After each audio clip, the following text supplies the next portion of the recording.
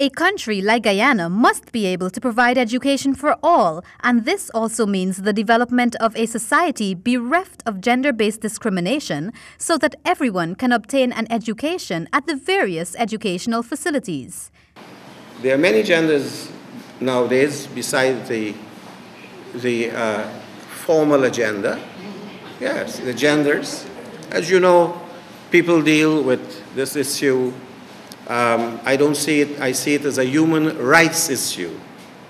And it's something that we have to learn to respect other people's rights.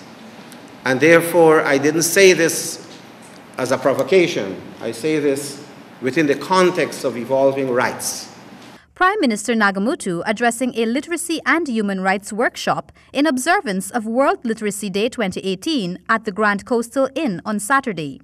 He explained that most persons opine that third world countries, or those that are still developing like Guyana, are lagging because of poor literacy rates among the population, but stated that in a 2016 study conducted in Europe, it was revealed that 1 in 5 15-year-olds was illiterate and 55 million of their adults lacked basic literacy skills.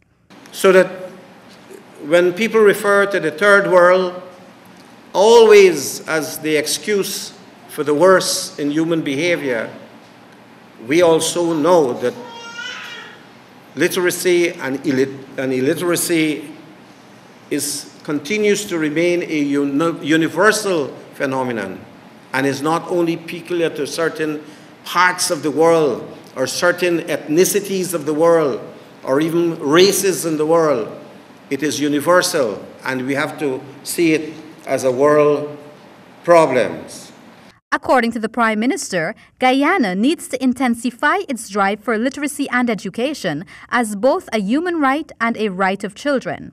He said that children must be encouraged to read from as early as they could, and this relies heavily on parents and guardians who can do many things to propel children to become properly educated and literate.